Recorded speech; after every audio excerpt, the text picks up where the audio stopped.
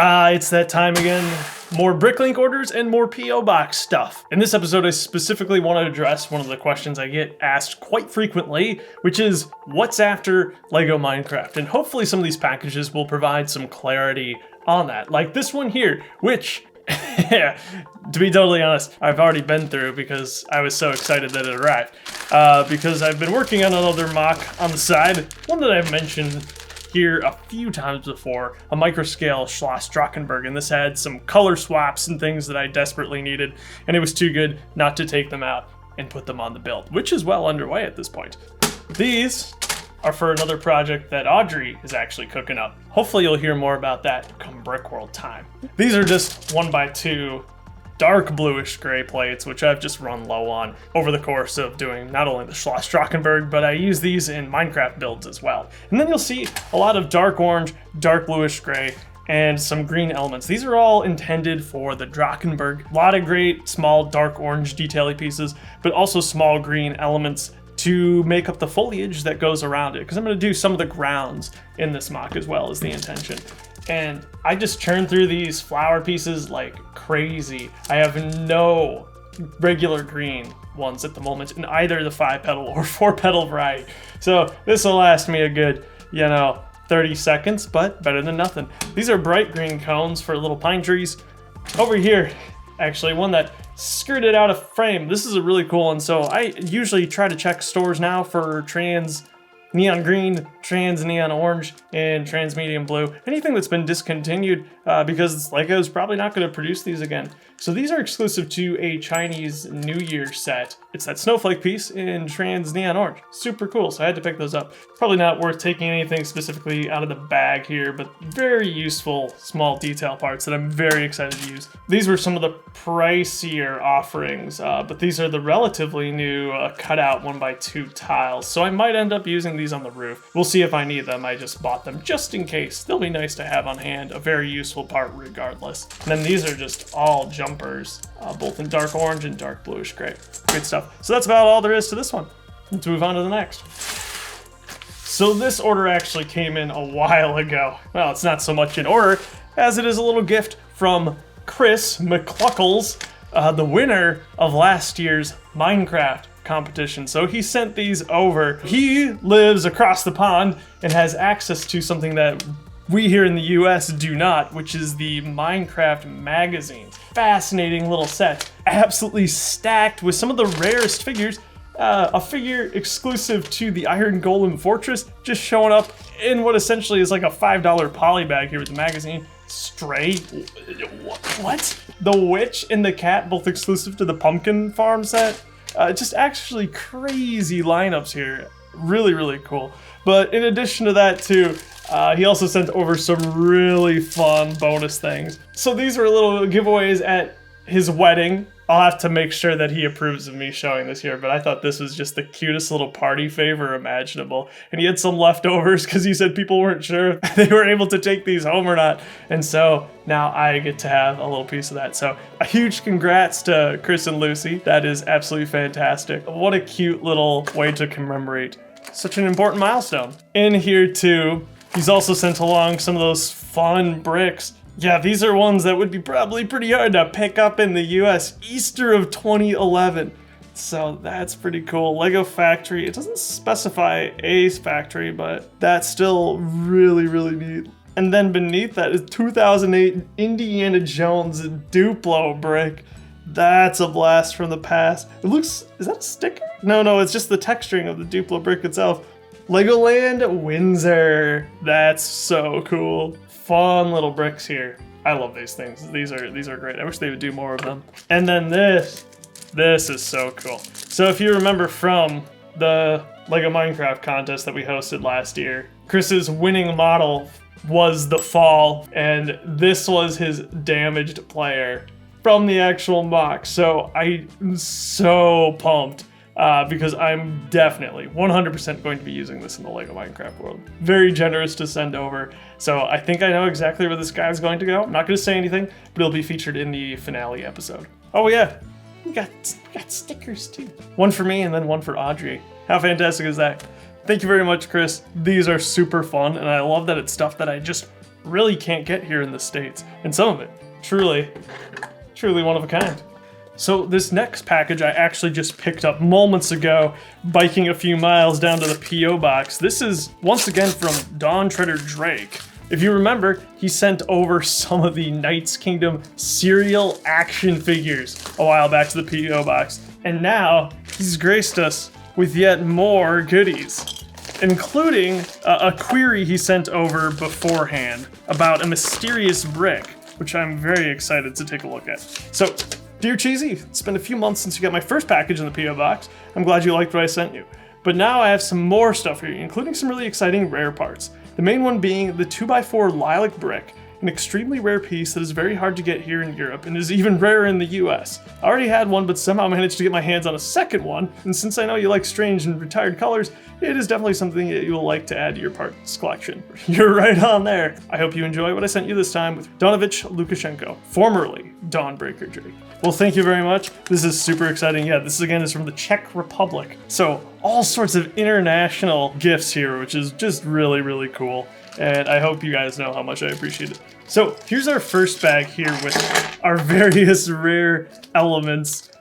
And of course, we got the good old sand purple, because you can never have too much sand purple. This is fascinating to me. Now, I'm not a Bionicle guy, so someone will have to enlighten me in the comments as to whose mask this actually is. That's a beautiful mask. It's quite large too. I noticed this right away, the Gungan subprint. That's such a cool piece. And check this out. This is the large, shiny Batlord shield from Fright Nights. Lovely, lovely element. So, so cool. Oh, I think this is from the Hoth Snow Speeders. Yeah, from the original set. So yeah, it's printed on old dark gray. Pretty cool. Yeah, these green air tanks are definitely a piece I do not own. So that's really cool.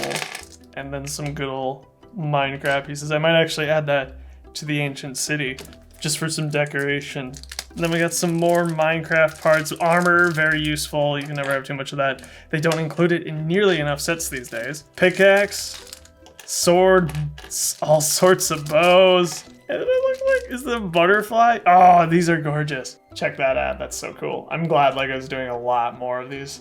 Oh yeah, more sand purple. Here's the promised Han Solo. And then no less than 3 Huskies. Oh, these are cool too. Yeah, see the different colors you get in there just because of the way that they're molded? That's really cool. Fantastic.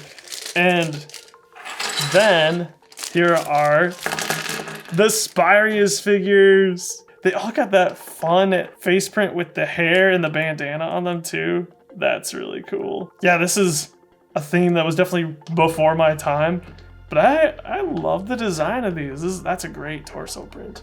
And so this is the last one that we need to spend some time on. The mysterious colored 2x4 brick. Now, Donovich said that this was listed by the BrickLink seller specifically as lilac, and he had his suspicions that it was not. But it is hard to peg down exactly which weird shade of lavender this actually is. That's because there's a bunch of them made in a relatively short time span. Of these options, lilac seems to be one of the rarest, having only been produced in 7 parts altogether. There was indeed an official 2x4 production run of the brick in this color, but it was exclusive to one of those brick tubs. A very weird situation that seemed to happen a lot in the early 2000s. We can rule out violet altogether, and that's what you see on the left. That's far too dark. I do have one lilac color, but it's going to be hard to judge it against because it's a very old fabric cape.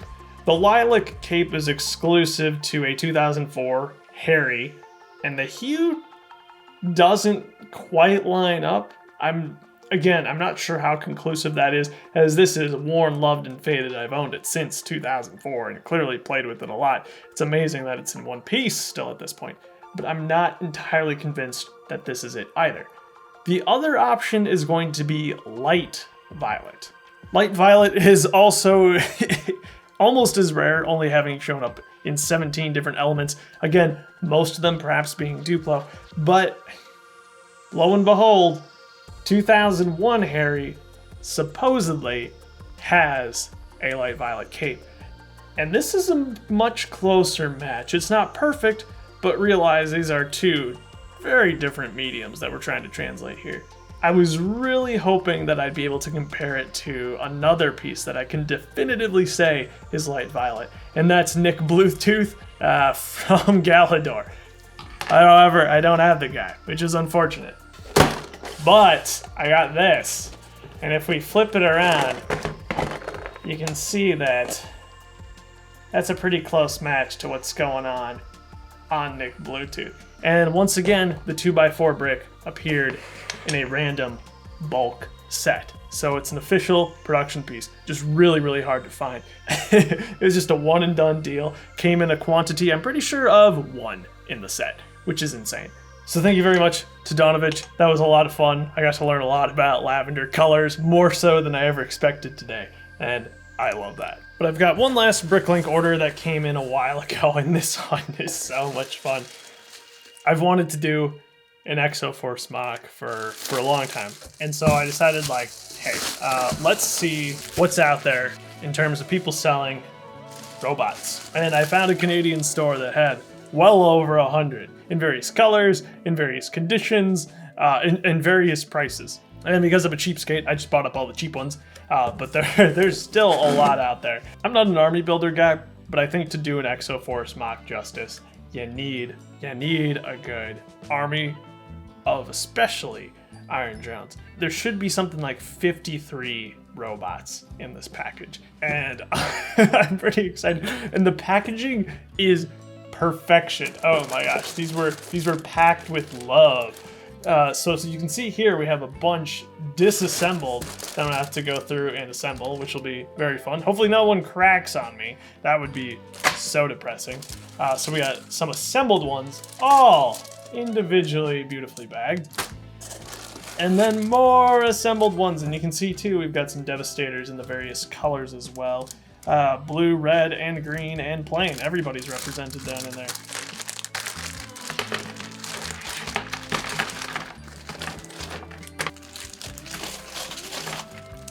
Wow, that's glorious. I'm not entirely sure what this mock looks like yet, but I'm feeling something from the first generation, maybe an attack on a really souped up version of Sentai Fortress, or even the Gate Defense set. Something like what you see in some of those original promo poster materials, I think would be really, really cool. Very, very exciting. Yeah, and now I got little minifigure bags for days. But yeah, that's all I got for this one. Thank you so much to Chris and Donovich for sending the goodies over. Very excited to make use of those parts. And thank you guys for watching. I appreciate you all. Have yourself a great life, and I'll see you later.